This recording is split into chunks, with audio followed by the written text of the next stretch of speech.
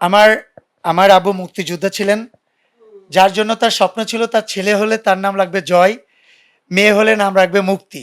তা আমার ছোট ভাই হয়েছে, আমার বোন হয়নি, তারপরও তার নাম রেখেছে মুক্তি। আমার আব্বুর শরীর দিয়ে এদিক দিয়ে এদিক দিয়ে এদিক দিয়ে প্রায় 15-16টা গুলের দাগ আছে। আমার আব্বুর বড় হওয়া হচ্ছে নয়াপল্টন, ওখানে হেনা কেমিক্যালস নামে একটা হেনা কেমিক্যালস ছিল পাকিস্তান আমলে। ওইটার আব্বু ছিল একজন ইয়ে অফিসার। সে ওই সময় যুদ্ধের সময় ওই সময় সে আমাদের খসরু ভাই ওনার ক্যাম্পে গিয়ে ওনার ইয়েতে গিয়েই সে যুদ্ধ করছে। তা আমি ছোটবেলা থেকেই না এগুলা দেখে দেখে শুনে শুনে বড় হয়েছি।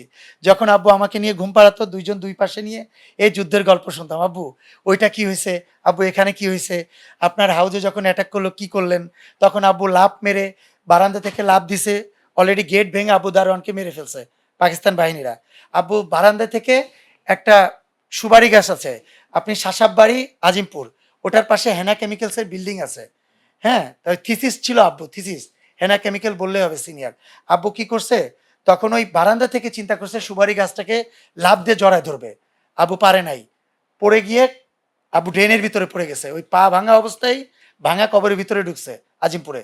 ঢোকার পরে 4 দিন শিয়ালদের সাথে ওইখানে কাটাইছে। 4 দিন পরে সে বের হয়েছে ওইখান থেকে। হ্যাঁ, রাত্রেবেলা হানাদার বাহিনী রাজাকারদের জন্য কাফনে কাপড় কেটে কেটে লিখতো লাল রং দিয়ে যে তোমার আর 2 দিন বাকি, তোমার আর 3 দিন বাকি। এইভাবে একজনের বাসা বাসায় রাত্রেবেলা দিয়ে আসতো। এই গল্পগুলো আমি খসরু ভাইয়ের মাকেও শুনেছি, তারা কিভাবে করছে খসরু আঙ্কেলের কাছে। তা আমি এইগুলা শুনতে শুনতে বড় হয়েছি।